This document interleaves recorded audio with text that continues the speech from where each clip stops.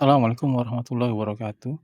Jadi dalam kesempatan ini, kita akan mendiskusikan tentang kerusakan pada beton dan juga, asesmen proses dan tools atau alat yang dipergunakan untuk menilai kondisi, komponen, beton ya terutamanya di sini. Jadi kita lanjutkan ke berikutnya, kerusakan umum pada beton. Sebenarnya di minggu kemarin atau di, topik sebelumnya kita sudah membahas ya, Eee, serba sedikit tentang kerusakan, pada komponen bangunan ya, baik itu struktur dan infrastruktur ya. Jadi, di sini akan ada gambaran lebih detail sebenarnya sebelum kita masuk ke, instrumentasi atau tools, serta proses bagaimana penilaian kondisi, komponen, struktur ya, untuk bangunan. Jadi pokoknya, bisa juga di apa namanya, dipergunakan untuk seluruh komponen, struktur yang terbuat dari beton, gitu. Jembatan pun bisa juga, kenapa beton? Sebab di, eee, ya Indonesia kita masih, apa namanya, teknologi apa namanya, proyek-proyek ini masih perlu, banyak orang ya, padat karya begitu. Sehingga apa namanya, yang paling mudah dikelola atau dikerjakan adalah beton ya, dibanding dengan misalnya, baja yang presisinya dari awal sudah harus tinggi, kalau tidak kan maka tidak bisa disambung, tidak bisa dipasang dan sebagainya. Jadi kerusakan umum pada beton pertama serangan kimia ya, jadi faktor-faktor di sini yang mempercepat dan atau memperburuk serangan, dan faktor-faktor yang mengurangi atau menunda serangan itu tadi ya, kimia ya. Permeabilitas tinggi, akibat penyerapan air yang tinggi, porositas dan rongga ini mempercepat, memperburuk serangan. Sebab, akan meresap ke dalam, bodi atau badan, beton tersebut. Dan adanya retakan dan pemisahan, bisa juga disebabkan konsentrasi tegangan atau, kerujutan termal ya. Kemudian leaching dan penetrasi cairan. Nah, itu bisa juga disebabkan oleh adanya aliran cairan, genangan, dan tekanan hidrolik. Jadi ya aliran cairan di tempat, posisinya kok, struktur bangunan tersebut berada di, seperti misalnya di spillway atau di, saluran drainase. Memang ada, apa namanya, gerusan dari aliran cairan dan tergenang atau ya, apa namanya, terutama kalau misalnya tergenang di daerah yang salinitas yang tinggi airnya ya, seperti di muara sungai dan sebagainya. Eee Kemudian tekanan hidrolik seperti di bendungan atau dam atau di, tangki air. Jadi ini akan menyebabkan penetrasi cairan, eee, dan faktor yang mengurangi atau menunda serangan, kimia tadi adalah proporsi campuran yang tepat. Jadi misalnya untuk daerah yang, kadar sulfatnya, di terendam air dan kadar sulfatnya tinggi, maka kita perlu menggunakan jenis, Portland semen tipe 3 misalnya seperti itu yang tinggi kadar aluminatnya, sehingga tidak mudah reaktif terhadap, serangan sulfat, atau, eee, pengurangan kandungan air per satuannya. Jadi tentu, apa namanya, water cement ratio, eee, kadar semen rasio semen dan air dan semen, ini sangat mempengaruhi ya. Jadi air ini sebenarnya tidak, hanya berfungsi untuk, proses kimia, hydration. Tapi air ini tidak disimpan di dalam beton, dia akan dikeluarkan. Maka sebab itu, beton yang berusia, sudah lama usianya, di atas, 30 hari atau 90 hari, ini bisa dikatakan dead concrete, tidak ada air di dalamnya. Air ini akan evaporated perlahan-perlahan. Eee, Sering terjadi disebabkan curing, ini evaporasinya terjadi terlalu cepat, sehingga mengakibatkan terjadinya micro crack, seperti itu. Jadi pengurangan water cement ratio ini akan membantu ya mengurangi, keadaan seperti tadi, terjadi evaporasi yang terlalu cepat dan air keluar, sebab hydration process ini menghasilkan, panas, lebih dari 90 derajat celcius, demikian. Sebab itu ada beberapa proyek yang misalnya menggunakan, depth deep beam atau balok yang dalam atau, misalnya, eee, transfer slab, plat yang menjadi transfer, untuk struktur di atasnya, ini biasanya, orang menambahkan es ya, atau misalnya untuk bendungan itu, Hoover Dam di Amerika itu, prosesnya itu kalau misalnya tidak menggunakan natrium, eee, yang dingin ya, dan juga es, itu 99 tahun itu belum kering, belum keras itu betonnya, seperti itu. Kemudian, eee, peningkatan kandungan bahan sementasi, ya ditambah perbanyak semennya, sehingga, ya mencukupilah. Jadi, biasanya, eee, beton K500 ke atas itu penggunaan semen per meter kubiknya di atas 420 kilogram per meter kubiknya ya, 420-an kilogram, bahkan ada yang sampai 500 kilogram per meter kubik. Jadi separuhnya, hampir separuhnya itu adalah beton, adalah semen, seperti itu. Jadi ada hitung-hitungannya lah, jadi pemadatan juga, kalau tidak, betul proses vibration, pemadatan yang betul, maka terjadi rongga-rongga yang bisa menyebabkan, terperangkapnya air atau menjadi jalan air ya. Dan perawatan curing yang efektif ya. Ini perawatan yang penting sekali. Sehingga pertama tujuannya supaya, proses evaporation tidak terlalu cepat terjadi, dan juga, apa namanya, hydration-nya atau setting time-nya itu akan proses hydration dan setting time-nya itu akan, eee optimal, proporsional waktu release, airnya dan sebagainya. Dan pengurangan tegangan tarik dalam beton, terjadi akibat penggunaan tulangan tarik dengan kekuatan dan jarak yang memadai. Ini perlu dihitung betul-betul ya, berapa banyak, kebutuhan atau keperluan tulangan tariknya. Sehingga memang beton ini didesain, untuk crack, untuk retak, eee, dan ketika dia retak, yang menerima semuanya itu, adalah, eee, tulangan ya, sehingga tulangan harus mencukupi, sehingga retak itu tidak terjadi. Walaupun dia akan retak, tapi, sangat, maksudnya, belum terjadi retak, sebabkan brittleness tadi dia sudah dipegang oleh pembesiannya ya, tulangannya. Penambahan pozzolan untuk mengurangi kenaikan suhu, ini juga, pozzolon seperti pozzolanic, properties, yang bagus ini ada di, apa namanya, fly ash, abu terbang ya. Dia setting time memang akan lama, tapi curing-nya, yang memerlukan, pengawasan di luar, maksudnya di luar, selaput beton ini bisa kita kurangi. Ini dan penyediaan sambungan kontraksi yang memadai. Jadi ketika terjadi, swelling, maka ketika ada gap, ini tidak terjadi, apa namanya, tumbukan antara elemen, sehingga tidak menyebabkan kerusakan. Dan desain strukturnya, penyediaan, untuk meminimalkan area kontak dan turbulensi, penyediaan membran dan sistem pelindung barrier untuk mengurangi penetrasi. Ini itu, apa namanya, di dalam, guideline IN 1504 itu ada itu, prioritasnya misalnya untuk waterproofing, atau untuk, supaya tidak terpenetrasi oleh cairan, ini ada caranya. Jadi ini bisa dibaca ya.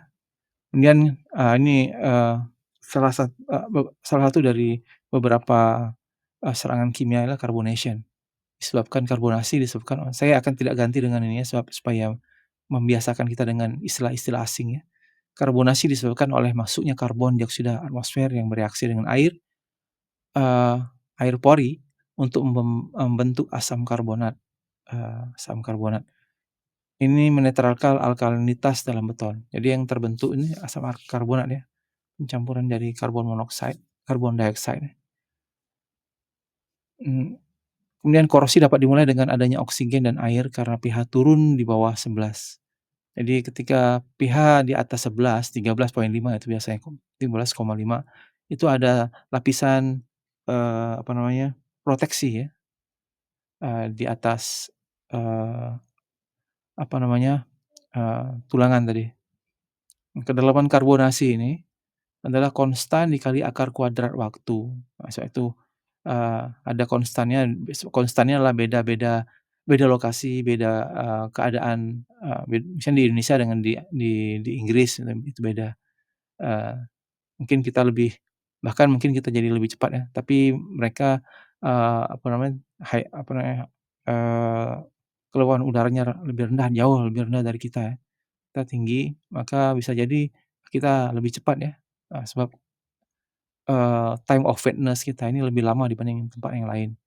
Time of wetness ini, eee, moisture atau lapisan film, yang sangat berarti tipis ya, dari kelembaban udara moisture, eee, air, yang terikat di pori ini akan apa namanya, kan ada tegangan pori ya, air pori ya ini akan hilang, ketika suhu udara, jam 9 biasanya, tapi ketika apa namanya, kelembapan tinggi walaupun jam 9 itu belum kering lagi, masih ada di sana. Itu akan menambah, lama proses kimianya.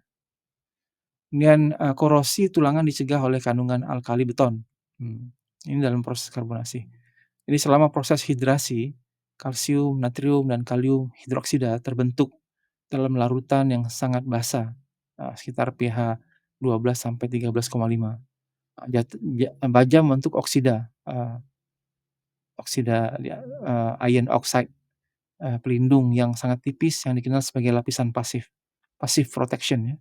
Nah ketika, beton ini turun kadar alkalinya, maka mulai berkarat, rusak ininya, apa namanya, lapisan passive protection ini. Nah, beton semen Portland yang umum dapat menunjukkan kedalaman karbonasi 5 sampai 8 milimeter setelah 10 tahun, dan naik menjadi 5 sampai 15 meter setelah 50 tahun. Sebab itu kan bangunan itu kan didesain biasanya untuk, 25 tahun service life. Jadi sini terlihat ini 10 sampai 15 milimeter, jadi sebab itu di dalam standar, Eropa itu 25 milimeter itu lapisan, eee, lapisan luar ya, lapisan apa namanya, beton, selaput betonnya itu maksimum, 25 itu untuk daerah yang sangat korosif.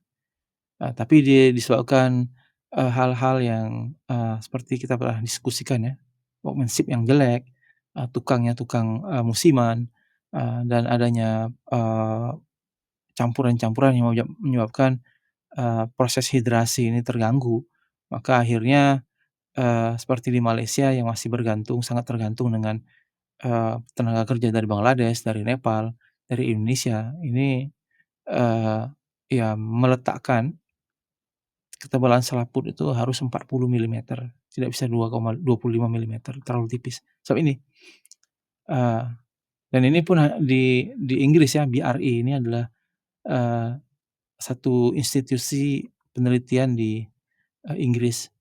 Dan oleh karena itu struktur dengan penutup beton rendah di atas baja tulangan akan menunjukkan korosi yang diinduksi karbonasi lebih cepat daripada struktur dengan penutup yang baik. Laju karbonasi juga dipengaruhi oleh kondisi lingkungan, oleh karena itu hal ini dapat menjadi lebih cepat, di kamar mandi yang terjadi dan dapur ya, di blok flat, dan di tempat parkir yang bertingkat di mana kadar karbon dioksida tinggi karena asap knalpot yang dari dapur ya, eee, proses pembakaran ya, fossil fuel. Nah ini yang terjadi ya ketika ada terjadi retak, karbonasi di sepanjang retakan ini terlihat sekali kan beda warnanya. Ini memang, apa namanya, ini sudah maksudnya ini sudah, eee, betul-betul, berubah ya, komposisinya, komposisi kimia. Dan ini bisa dideteksi karbonasi ini nanti kita lihat di depan. Kemudian, chloride attack, penyebab utama kedua dari korsi penguatan adalah serangan klorida atau serangan chloride ya. Hal ini biasanya disebabkan oleh salah satu penyebab berikut, masuknya garam de-icing. Jadi di negara-negara Eropa atau subtropik yang mereka ada salju, itu untuk menghindari orang terpeleset atau tidak mencengkeramnya, ban mobil, eee, waktu dikendarai, ini mereka menebar, garam ya, yang dipanggil de-icing. Masuknya garam laut di lingkungan laut atau garam cor dari komponen campuran yang terkontaminasi. Jadi biasanya untuk mempercepat setting time atau waktu pengerasan itu, chemical yang paling mudah itu adalah garam. Jadi, atau Kalau kita menggunakan super plasticizer, itu adalah garam yang sudah dimodifikasi sehingga tidak berbahaya untuk, komponen, eee, besi baja, tariknya ya, tulangan tariknya ya, begitu. Ini garam cor dari komponen campuran. Nah ini pernah, apa namanya, untuk eee, u ujian, ada apa namanya, lomba, mempercepat apa namanya, early early strength concrete. Nah itu pernah dilakukan di kampus di Malaysia. Jadi mahasiswa disuruh buat dalam waktu tertentu, menghasilkan campuran yang konsisten, dan kemudian setelah, 24 bukan malah kurang dari 24 jam, itu akan dites. Eee, ya 24 jam rasanya, itu akan dites. Eee, jadi ada kampus ya dia menggunakan garam gitu. Ya oke, boleh emang cepat, bisa mencapai lebih dari seperti, usia beton, eee, 14 hari ya. Biasanya kan kalau 3 hari, eee, itu baru, sepertiganya dari kekuatan betonnya. Jadi kalau misalnya kekuatan betonnya 30 megapascal atau 400, grade 400, K400 itu baru, eee, ya 10%-nya atau sepertiganya ya, sepertiganya kekuatannya. Masih begitu rendah ya. Ketika ditambah dengan garam, cepat akselerasi setting time-nya, sehingga sama seperti itu. Ya untuk, tanpa tulangan is okay, tapi ketika ada tulangan itu akan menyebabkan korosi atau, karat tulangannya. Dan kalsium klorida yang dituang secara sebagai akselerator, yang ditetapkan itu ada ya, sword plasticizer. Nah, ini prosesnya ya, high, carbonation, risk exacerbated by damp and poor concrete quality. Betonnya akan terganggu kualitasnya. Bisa terlihat kalau dia rendah low chloride-nya, eee, akan terjadi low corrosion risk in all environment. Nah, titik-titiknya ini kan. Kemudian, moderate corrosion risk in damp condition kalau dia tergenang, eee, gitu. Kemudian high corrosion ini tidak terjadi ketika, chloride kurang dari 0,4%. Tapi ketika chloride, di atas 0,4% ke 100%, ini terjadi moderate and high corrosion risk, ya. Kalau chloride kontennya tinggi, maka memang akan terjadi high corrosion, walaupun untuk cover yang tebal dan, yang tipis ya.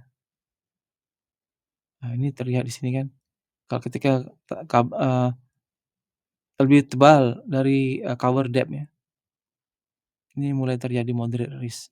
Tapi kalau less than cover depth, ada maksudnya carbonation-nya. Oh ini sorry, ini hubungan antara chloride content dan carbonation ya. Jadi carbonation, eee, itu apa namanya, melebihi atau kurang dari cover depth, jadi kurang maksudnya masih, 1 mm, 2 mm, sekian, maka tidak akan terjadi karat. Tapi ketika sudah melewati, eee, selaput beton, maka resikonya sudah mulai tinggi, sudah ada moderate resiko. Tapi kalau untuk medium nih, ketika medium chloride content, ketika karbonasinya itu terjadi, sedikit aja di permukaan, ini sudah ada risiko karat, sebab betonnya sudah mulai rusak, sudah mulai, ya sudah mulai rusak lah. Kemudian ketika karbonasinya sudah lebih dari, ketebalan cover-nya selaput beton, maka, eee, potensi untuk atau risiko untuk karat sangat tinggi, gitu. Nah ini yang terjadi ya, anode reaction, mekanisme hilangnya lapisan pasif proteksi ya, korosif berlanjut dengan mekanisme berikut, anode, katot, dan dia seperti ini. Ini terlihat ya, nah ini yang, potongan dari beton ya, sebelah kanan ini adalah, sorry, sebelah kanan ini, di sebelah kanan ini ya ini adalah apa namanya, eee, pembesian. Nah terjadi karat, dia mendesak atau men men men eee, me eee, mendorong ya, mendorong, eee, betonnya ini, sehingga terjadi retakan, terjadi retakan. Ya mungkin air sudah masuk ya, sehingga karatnya sudah berpindah ya ke sini. Ini lapisan, iron oxide-nya, merah ini, bergeser ke sini sudah. Masuk di terdesak atau terdorong ya, dia mengembang. Ini sudah pecah dan mungkin air sudah masuk, jadi sudah, eee, mengarah ke sini. Ini ukurannya ya, 3 milimeter. Oke baik. Jadi proses korosi, eee, oleh karena itu bahan-bahan untuk korosi adalah karbonasi atau chloride yang cukup pada kedalaman penguatan untuk mematikan baja. Ini mematikan baja maksudnya merusak, baja ya. Oksigen untuk memicu reaksi katodik dan untuk menciptakan oksida ekspansif. Air untuk memicu reaksi katodik dan untuk menciptakan oksida ekspansif. Ini sama ya, air, oksigen, dan air. Dan beton dengan resistivitas yang cukup rendah. Oke. Ini ada satu lagi, namanya alkali agregat reactivity. Ini air pori beton sangat basah, sayangnya beberapa agregat bereaksi dengan alkalinitas. Jadi ada, seperti, kapur, dia reaktif ya dengan, basa, maksudnya dengan alkalinitas, sehingga, membentuk produk yang membengkak, jadi membentuk produk yang dia mengembang seperti gipsum gitu ya, eee, campuran-campuran seperti yang tinggi nilai, kalsiumnya ya. Yang paling umum alkali aggregate reaction adalah alkali silika reaction, silika ya, banyak tinggi silikanya, eee, silika larut dalam agregat bereaksi dan membentuk gel silika, silika gel. Larut dalam apa, eee, ini alkali tadi ya, maka dia membentuk gel dan gel ini menyerap air kemudian dia mengembang. Dia sebenarnya gel ini setelah proses evaporasi dia tinggal sebagai entrainjit, entrainjit dan ketika dia menyerap air, terjadilah map cracking dan efflorescence akan terlihat ya, efflorescence dari gel tadi yang mengembang. Entranjite itu adalah perubahan gypsum atau mengandung silika tadi kepada gel, dan ketika air masuk, merembes, gelnya akan mengembang, eee, dan keluarlah efflorescence. Nanti kita lihat bentuknya seperti apa. Ini, agregat yang reaktif ya terhadap silika. Dia banyak mengandung silika, SiO2.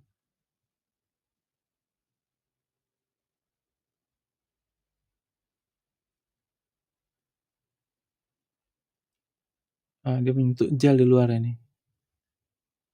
Kap tadi kan ada disebutkan bahwa proses proses apa namanya, eee, hidrasi itu menghasilkan beberapa ini kan proses tadi kalsium, natrium, dan kalium, eee, kalsium Ca, natrium N, Na ya. Ini dia akan, hidroksida ya, dan menyebabkan apa namanya, eee, proses inilah, kalium, nitrat, natrium, oke. Nanti setelah dia adanya air dia mengembang, silika ini dia akan mengembang dan menyebabkan retak. Nanti akan kita lihat bentuknya. Ini, contoh agregat yang banyak mengandung silika. Kemudian dia menjadi gel ya ini garis gelnya ini, so dia melarut terkena alkali tadi, ngembang ketika ada air, gelnya ini menyebabkan, retakan, ini entrainjit. Jadi dia berubah menjadi entrainjit, etringite, etringite, Ini etringite ini adalah kristal ya, ketika, terkena air dia mengembang menjadi gel dan dia mendesak, komponen agregatnya jadi retak. Nah, ini bentukannya seperti ini, ya. Biasa terlihat putih-putih atau, keluar itu, fluorescence-nya. Jadi untuk mengulangi masalah ASR adalah menggunakan semen Portland alkali rendah atau memasukkan pozolan ke dalam campuran beton. Nah, jadi sebab itu, semen-semen kita itu satu sak itu sudah ada 30% pozolan dari fly ash ya, jarang lagi ada. Memang betul-betul beton ini sebenarnya mahal ya, produk yang mahal. Dari sumber yang bagus, dari sumber yang mahal ya. Jadi kenapa, bangunan-bangunan dulu itu lebih, apa namanya, lebih kuat ya, ya sebab materialnya pilihan, disaring dulu, diayak dulu, dipilih dulu dan sebagainya. Granite itu batunya itu ya agregat dari granite itu, silikanya itu sudah metamorfik ya, sudah tidak, nanti bisa dilihat itunya gitu. Ini adalah, reaksi silika alkali, alkali silika reaction tadi, ini anthracite, dia mengembang ya, menjadi gelnya itu. Ini juga kalau terlihat dari sini, eee, ini ada agregatnya, nah dia retak pecah jadi agregatnya, retak.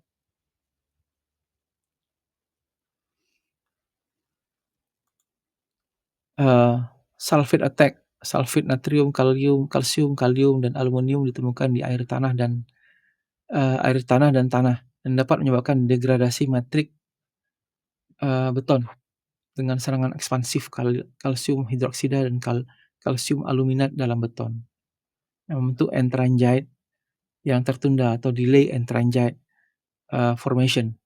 Dan masalah serangan, taumasit beton yang baru-baru ini ditemukan juga merupakan bentuk serangan sulfat, taumasit. Nanti kita lihat ya. Nah, ini delay, entranjite, form. Ini dia sudah, mengkristal. Jadi beton semen campuran padat berkualitas tinggi memberikan ketahanan sulfat yang baik. Entranjite adalah mineral kalsium aluminat sulfat hydro dengan formula seperti ini, kalsium, aluminat, sulfate, hydroxide, dan, ada sebab dia menyerap air kan, jadi seperti ini, 26H2O. Nanti bisa terlihat ya, kita lihat di sini. Ini gypsum, entranjite-nya, kristalnya.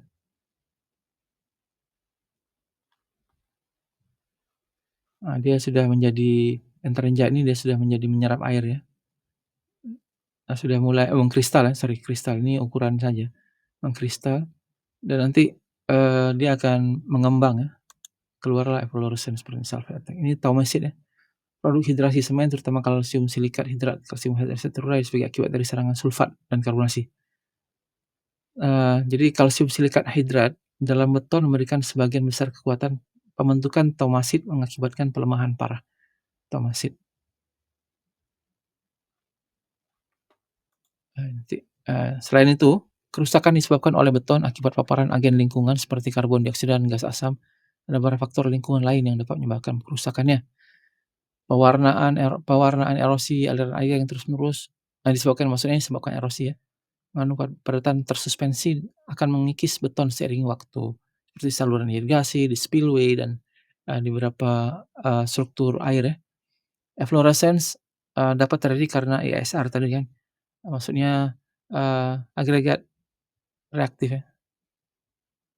Alkalinity apa tadi ya? Lupa saya. ESR ini adalah, eee, bagian dari sulfate attack lah, alkali aggregate reaction. ESR ini tadi ada di depannya, heeh, alkali silica reaction, ESR, alkali silica reaction. Ya biasanya langsung aja disebut entranjite atau efflorescence ya, efflorescence ini. Tapi, alkali silica reaction, ini penyebabnya. Jadi kandungan tinggi di atas silikat di dalam agregat, eee, dan ada suasana atau lingkungan yang alkali, ini menyebabkan terbentuknya efflorescence. Entranjite dulu, kemudian ketika dia ada air, dia berubah menjadi, gel. Gel ini keluar, itu namanya efflorescence. Jadi efflorescence juga, disebabkan oleh migrasi garam ke permukaan bahan berpori, di mana air bentuk lapisan. Itu juga disebut efflorescence ya. Kita lihat, apa namanya, bentukannya seperti apa, ini seperti ini, disebut efflorescence. Nah, yang keluar seperti ini kan, eee, ngalir keluar putih-putih ada atau dalam bentuk stalactite, eee,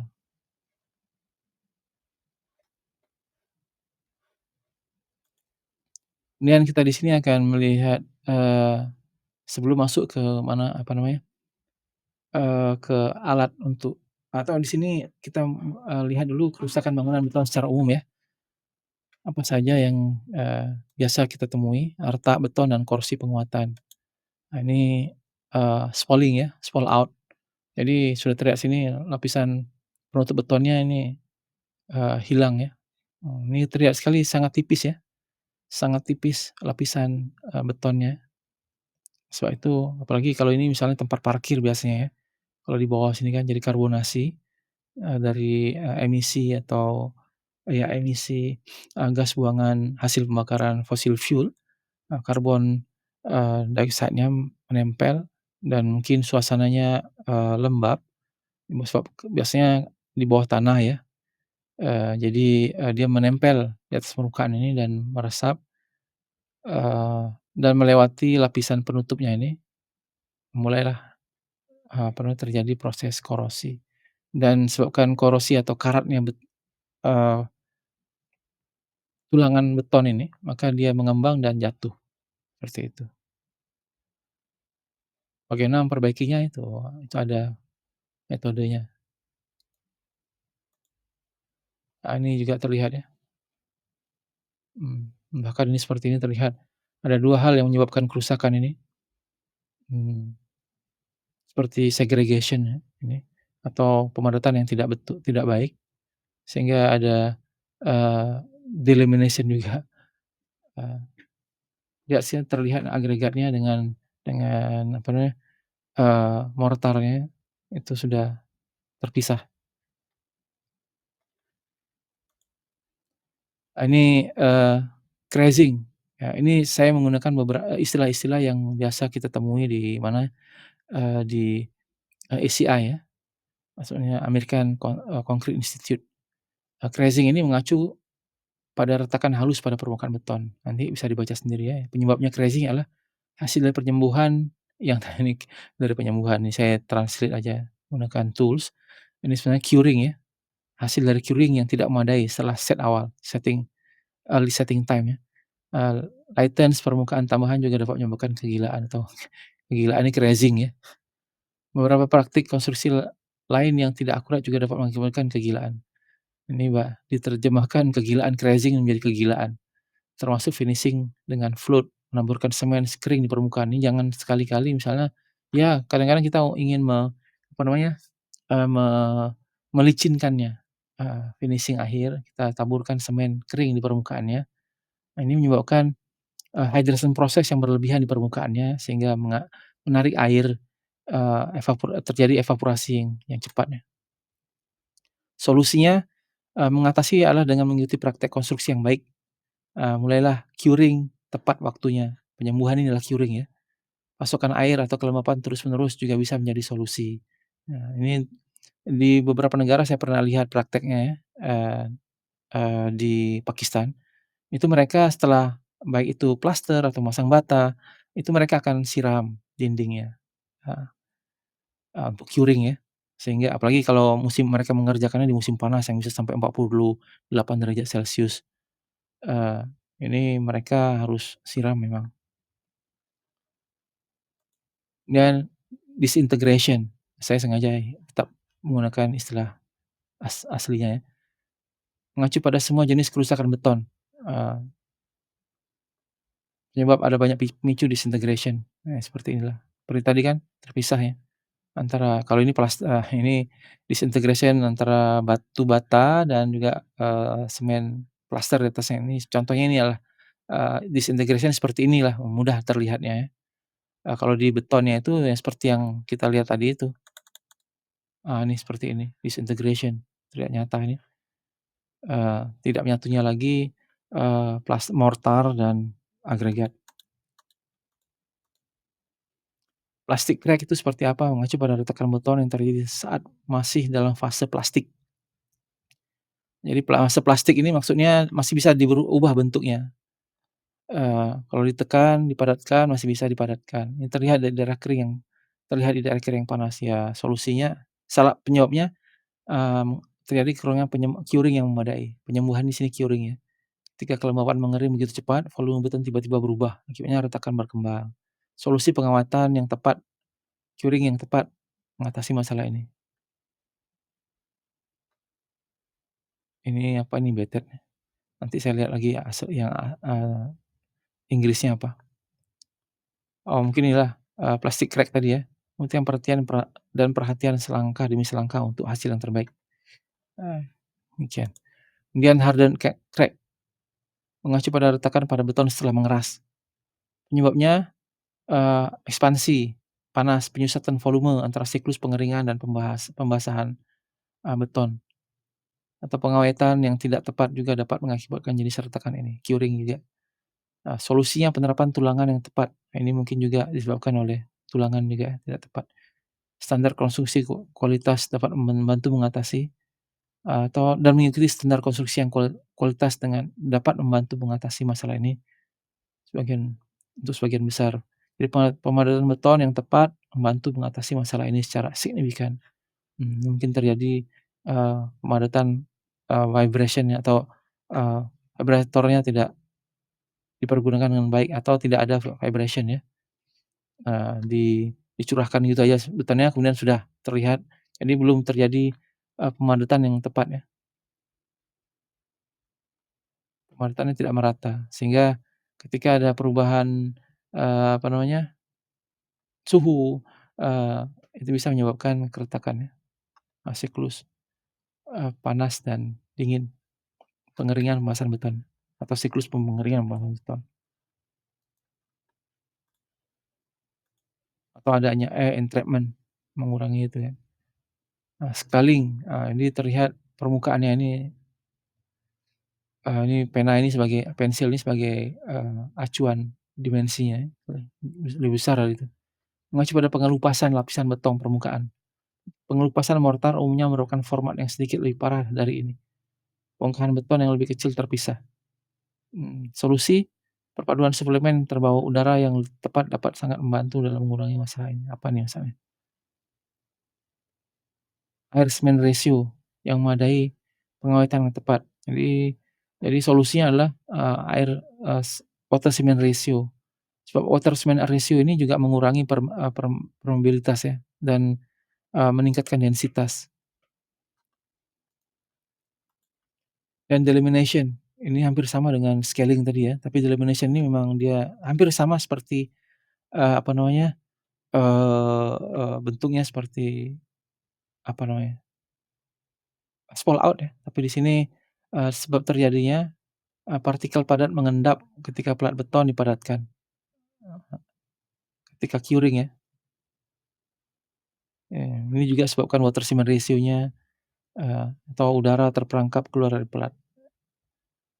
Memang ya proses hydration itu memerlukan air, tapi tidak boleh terlalu banyak, sehingga, eee, antara partikel pasir, fine agregat dengan coarse agregat ini malah terjadi gelinciran ya atau tergelincir ya, eee, sebab air itu juga menjadi lubrikan ya untuk workman apa namanya, proses pekerjaan yang baik, workabilitas.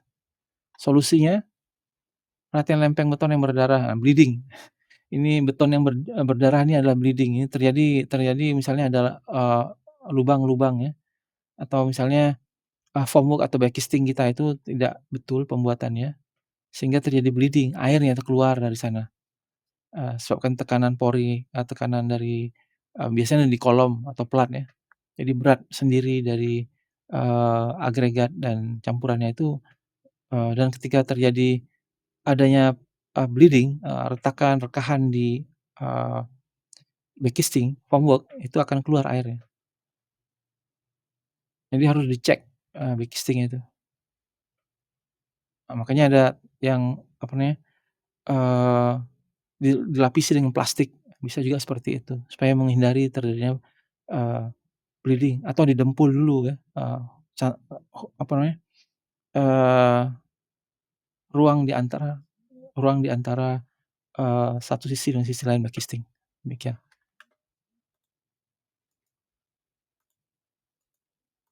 Ini nanti bisa dibaca sendiri ya, ada banyak nih, shrinkage crack, spalling, sama seperti tadi spill out tadi sudah kita bicarakan, retakan struktural, pop outs, ini, efflorescence tadi kita sudah diskusikan. Contohnya ini dusting, sedikit ini, eee, jadi permukaannya berubah menjadi bubuk mungkin disebabkan oleh, eee, campuran tidak tepat, atau mungkin disebabkan, erosi, eee, erosi kan bukan disebabkan oleh air saja ya, bisa juga disebabkan oleh, angin dan sebagainya. Ini arca-arca atau batu granit padahal, batu granit dan biasanya batu, kapur ya, itu mudah dibentuk, untuk, dijadikan apa namanya, patung-patung yang besar atau candi di India sana, sewaktu saya pergi ke Chennai, itu banyak patung-patung dan, kuil-kuil di tepi pantainya itu tergerus. Ini bukan disebabkan oleh air, tapi disebabkan oleh, apa namanya, mungkin chloride juga berperan, eee, dan angin.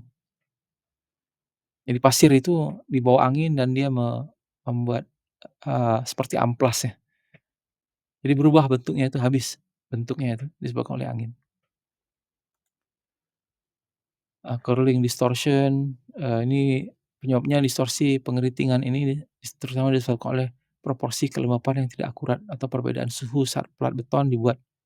Plat kehilangan struktur linearnya dan melengkung ketika tekanan diberikan pada lapisan bawahnya. Mengontrol suhu dan pengawetan. Jadi, dari apa yang kita lihat tadi kebanyakan solusinya adalah masalah kehilangan air, kemudian proses curing, perawatan, eee, dan, campuran yang tepat ya, water cement ratio yang tepat, kemudian kalau perlu, menghindari bleeding, hilangnya air dengan cepat, evaporasinya, setting curing-nya itu ya. Dan ini blister, eee, tonjolan kecil seperti gelembung di permukaan beton, penyebabnya disebabkan oleh air atau udara yang keluar dari beton. Hal ini biasanya ini sebelum betonnya kering sudah mulai ngecat gitu kan. Berikan waktu yang cukup agar udara dan air keluar dari dinding sebelum menutup dinding dengan lapisan-lapisan lain ya. Jadi ada waktunya untuk mulai mengecat, masang dempul dan sebagainya, supaya airnya itu sudah betul-betul mati, maksudnya betonnya itu sudah betul-betul mati. Ya paling tidak setelah 14 hari lah gitu. Kecuali kalau memang campuran itu di-set supaya, early setting setting time, cepat. Ini berikutnya, eee, kita masuk ke tes dan penilaian, diagnostik ya. Ini tes dan penilaian diagnostik apa saja ini. Jadi faktor yang menyebabkan kerusakan bangunan kita sudah bicarakan sebelumnya, nanti bisa dibaca sendiri ya. Condition assessment, ini bagaimana menilai kondisi bangunan. Penilaian kondisi adalah inspeksi teknis oleh penilai yang kompeten. Penilai yang kompeten. Kompeten di sini maksudnya dia ada ilmunya, dia ada pengalaman dan sudah tersertifikat. Nah itu baru dikatakan kompeten. Salah satu, kompetensi yang perlu ada itu pernah belajar, dan ada pengalaman gitu, dan kemudian dia perlukan ada SKK penilai bangunan, barulah dikatakan kompeten. Untuk mengevaluasi keadaan fisik elemen dan layanan bangunan, services ya, dan menilai kebutuhan pemeliharaan fasilitas. Pengetahuan yang andal dan objektif tentang keadaan fisik bangunan, sebab itu kita perlu detail, apa penyebabnya Andradite, efflorescence, kenapa dia jadi basah, kenapa dia itu kita harus tahu, bukan sekedar, "Oh ini, retak," tapi retak jenis apa penyebab retaknya. Nah, jadi dari jenis retaknya, bentuk retaknya itu kita bisa bedakan. Kalau spoil out tentu dia disebabkan oleh, apa namanya, betonnya yang sudah rusak, dan terjadi kekaratan di, tulangannya dan dia, menyebabkan dia mendorong lapisan permukaannya itu untuk, spoil out. atau terkelupas atau jatuh ya, atau mungkin juga bisa, disebabkan oleh api panas ya, itu bisa terjadi spoil out. Jadi ketika terjadi kebakaran, itu spoil out itu memang sangat memungkinkan sebab adanya, kadar air itu sudah mulai meresap di dalam beton, eee, tapi dia tidak sampai lagi ke arah, apa namanya, ke tulangan. Dan ketika terjadi kebakaran, air di dalam beton ini mulai mendidih dan mengembang, akhirnya dipecah. Itu spoil out terjadi disebabkan kebakaran. Bisa juga seperti itu. Oke, berikutnya, condition assessment nih, kurangnya pengetahuan dapat mengakibatkan ini ketika seorang, tenaga penilai yang katakan ahli tapi tidak ahli, tidak tahu ilmunya, ini akibatnya ketika dia melakukan assessment, paparan yang tidak perlu terhadap resiko, hukum, sosial, dan lainnya yang terkait dengan fasilitas yang memburuk, eee, ketidakpatuhan undang-undang dan bahan berbahaya. Jadi ada hal-hal yang terkait dengan hal ini tidak bisa apa namanya, diakomodasi atau tidak bisa diambil pertimbangannya. Kegagalan aset prematur. Jadi masa pakai aset yang lebih pendek. Ya sebabkan dia sudah rusak, kemudian salah penilaiannya, dia merekomendasikan hal yang tidak tepat, malah lebih lebih rusak atau lebih, tidak tahan lama. Setelah setahun dia rusak lagi. Nah, salah penilaiannya. Ini sering terjadi ketika melakukan renovasi ya. Wah, ini disebabkan basah dan kemudian tapi yang diperbaiki hanya luarannya saja, padahal, ada, eee ada pipa yang pecah atau ada air merembes di tempat yang lain, ada rekahan yang tidak ditutup. Maka, eee, bagian luarnya ini setelah 2 tahun jatuh lagi, begitu. Ini salah penilaian, kekurangan pengetahuan. Tujuan utama penilaian kondisi menempatkan bangunan ke dalam salah satu dari 3 kategori berikut. Bangunan ini tidak menunjukkan tanda-tanda kesulitan memenuhi semua persyaratan, dengan kode praktis yang relevan. Bangunan terlihat kekurangan atau tertekan, di-stres ya, tapi dapat diperbaiki. Oh, itu rusak parah. Jadi ada bangunan yang tidak menunjukkan tanda apa-apa, tidak perlu dibuat apa-apa. Bangunan terlihat adanya, di-stres atau deterioration, tapi dapat diperbaiki. Jadi pekerjaan apa yang sesuai untuk diperbaiki dengan tepat. Bangunan itu sudah rusak parah dan harus dihancurkan. Nah, ini rekomendasi dari hasil, eee, tujuan penilaian. Dan ini juga, melimitkan ya, sampai sejauh mana, eee condition assessment ini dilakukan. Apakah cukup dengan visual visual assessment atau harus menggunakan detail coring dan sebagainya, non-destruktif kan. Jadi umumnya terdiri dari inspeksi fisik, kemudian identifikasi pekerjaan pemeliharaan, peringkat pekerjaan pemeliharaan, mengikuti urutan prioritas, penentuan oleh penilai tindakan untuk mengurangi resiko langsung. Nah, ini ada prosesnya, nanti kita di minggu kesekian itu ada hitung-hitungannya ya, untuk menentukan skala prioritas, efeknya, kalau terjadi kerusakan di satu bagian, apa efeknya terhadap yang lain? Apakah ada efek, kerusakannya? Dan bagaimana, eee eee, apa namanya, accessibility, mudah atau tidaknya kita akses, kerusakan tersebut dan diperbaiki. Nah, ini akan menentukan, eee, prioritas bagian mana yang paling harus didahulukan, terutama untuk, apa namanya, eee, budget yang tidak banyak ya. Langkah-langkah untuk penilai kondisi nih ya. Jadi untuk mencatat kerusakan, untuk menilai tingkat kesulitan, dan untuk memperkirakan kekuatan sisa komponen, jadi, eee, residual strength-nya ya, merencanakan rehabilitasi. Ini tujuan langkah-langkah utama yang harus sesuai dengan ini. Ini juga akan menentukan, eee, bayaran kita ya sebagai penilai bangunan. Mau apa, klien ketika kita melakukan penilaian? Apakah untuk, sampai seperti ini ya, hanya sekedar mencatat kerusakan saja, kemudian untuk menilai tingkat kesulitan dan juga memperkirakan kekuatan sisa komponen, lain kan? Ini bayarannya beda seharusnya, harus jelas di awal. Kemudian merencanakan rehabilitasi. Ini ketika kita hanya mencatat kerusakan, ini tidak perlu merencanakan rehabilitasi.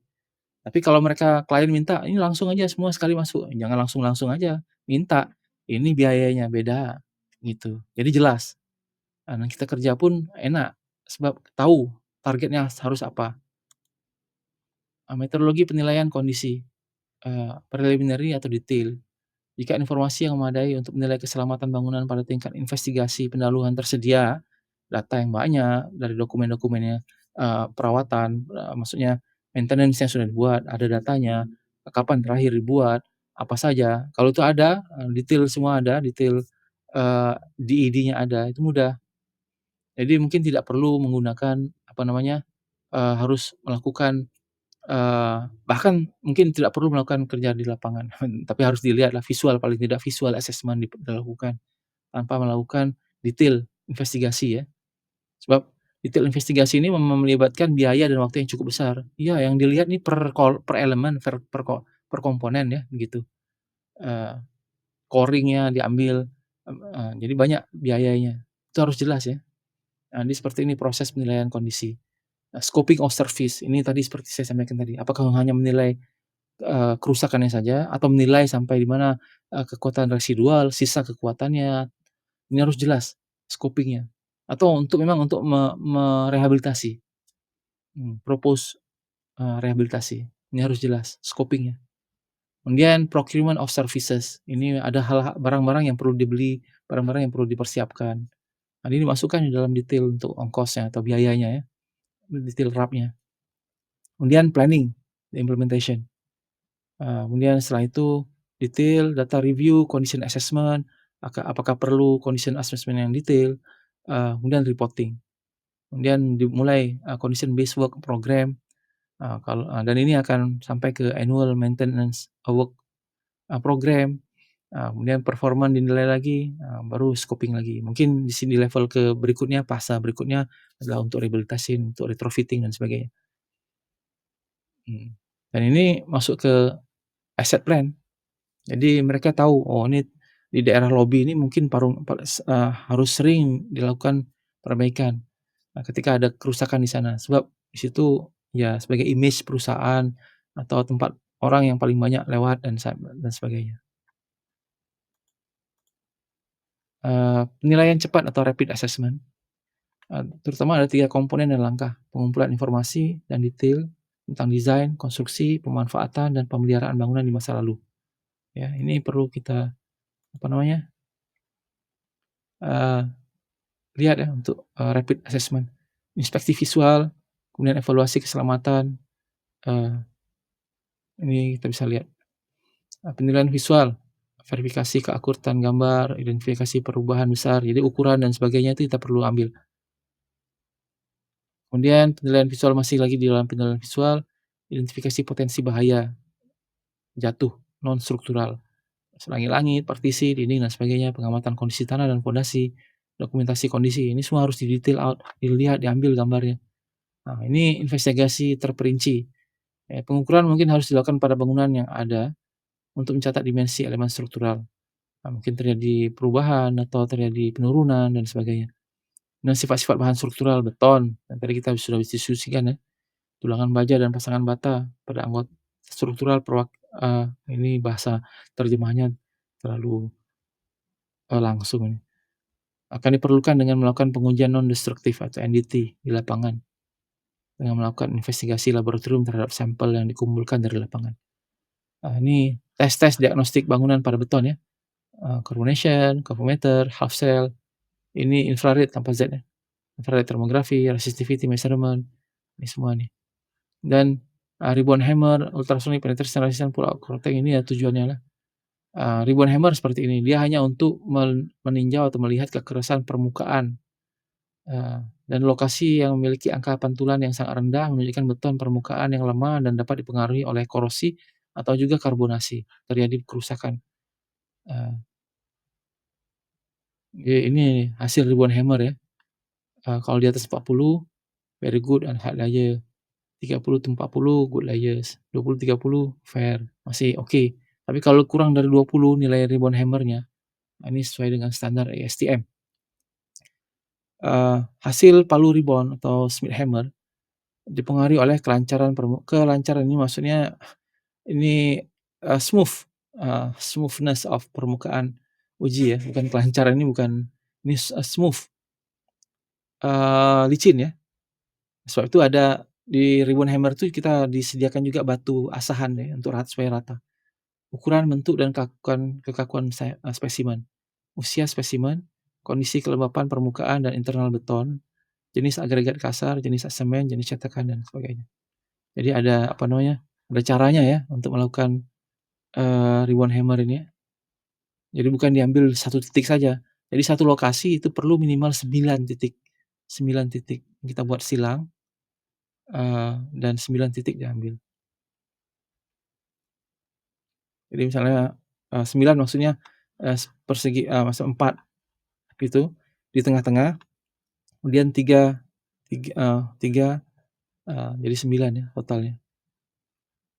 3 di atas, 3 di bawah, dan, eee, 1 di 3 di tengah gitu ya. Jadi 9 sekurang-kurangnya. Kemudian service hardness ini ada bentuk lain untuk menguji kekuatan permukaan ya. Jadi nanti dia akan mantul, berapa kekuatannya. Jadi beton dengan kekuatan tekan kurang dari 25 meter megapascal, palu pantulan tipe P lebih disukai, gitulah. Ultrasonic pulse velocity. Jadi sebenarnya, Schmidt hammer itu eee, harus dilakukan bersama-sama dengan UPV ya, tidak boleh UPV saja atau ultrasonic saja. Sebab ini akan melihat, modulus dinamis elastisitas beton, yang mengukur kecepatan pulsa elektronik melalui beton. Jadi kalau Schmidt hammer saja itu hanya permukaan, tapi kalau ini dia bisa penetrasi lebih dari selubung beton. Jadi sebab itu kita perlu dua-dua ya, perlu dua-dua. Jadi kecepatan semakin cepat, maka dia semakin besar, apa namanya, density-nya, semakin rapat, jadi belum ada terjadi kerusakan. Semakin cepat ya. Semakin lambat, kalau kecepatannya kilometer per second ya, 2 kilometer per second, tak ada tidak ada integritas, adanya void, kalaupun di atas 2 sampai 2,5 very poor, gitu. Semakin cepat, semakin baik kualitasnya. Berarti tidak ada void, tidak ada retakan, dan, density-nya tinggi. Dua-dua. Jadi, UPV ini bisa sampai lebih dari apa namanya, selaput beton, tapi, Schmidt hammer itu hanya selaput beton saja. Biasa buat seperti ini atau, ada alat yang lebih simpel. Core test ini untuk ngambil, uji ya, mengambil apa namanya, inti, sorry, uji inti. Jadi memang betul-betul diambil, di-coring, dan dites di laboratorium ya. Jadi bisa juga kita melihat bentuk agregat apakah terjadi ASR atau tidak, eee, agregatnya ukurannya berapa bisa dites di sini. Ini penetration, resisten baut yang dirancang khusus ditembakkan, eee, jadi kita lihat, spall out area-nya. Nah, ini setelah dilakukan ini maka kita harus diisi ya, atau pull out test, penarikan. Jadi ini juga, destruktif ya, tapi sebagian parsial destruktif. Kemudian carbonation test. Seperti apa ya, kita menggunakan, phenolphthalein ya, phthalein 1%. Jadi kalsium hidroksida akan berwarna merah ketika disemprotkan.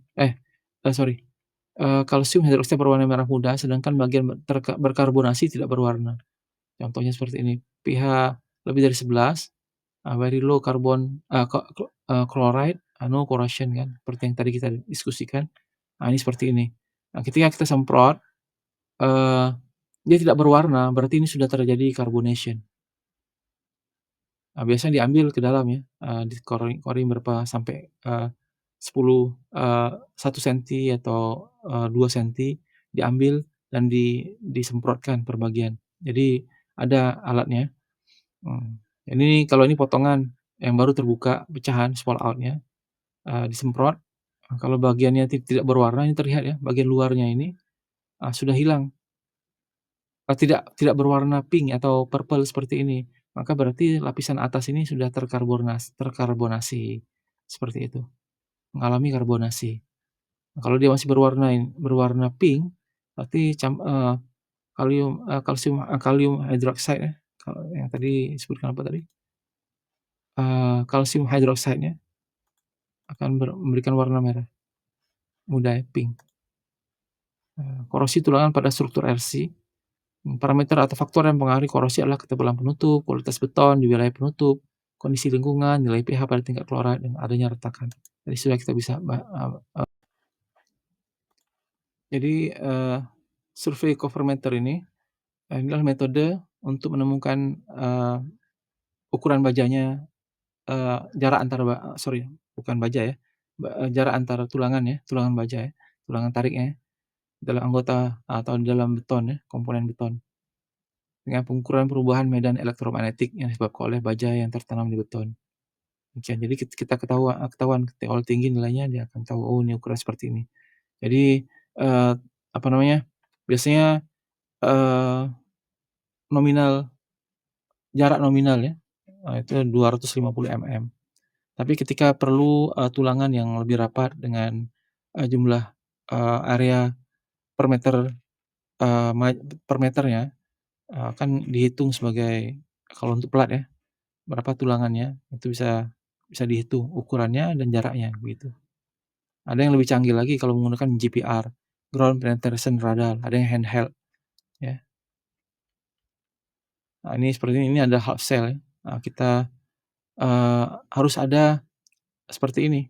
Jadi kita bisa tahu, apakah ada pembesian yang sudah karat atau belum. Tapi ini agak susah, kecuali kalau memang kita ada, apa namanya, sediakan dari awal, eee, posisi seperti ini ya. Maksudnya ada, pembesian yang terkeluar yang kita bisa connect-kan atau hubungkan dengan alatnya ini.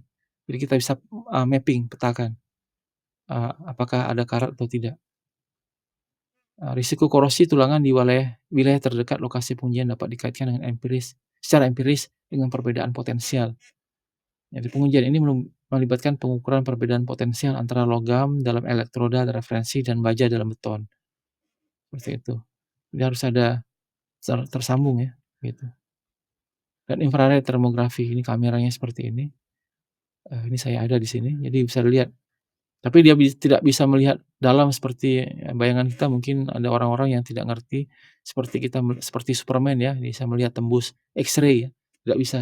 Jadi kita bisa melihat daerah-daerah yang lembab atau basah gitu ya, nah seperti ini, ada perubahan warna ya, eee, merah ini biasanya lebih panas ya. Jadi air tuh meresap, apalagi kalau siang, airnya itu meresap jadi, panas ya, dan berarti di sini ada apa namanya, bocor gitu. Yang perlu diperbaiki, atau mungkin ada rongga kalau misalnya dia warnanya lebih rendah dibanding yang lain, dia ada, white, seperti itu.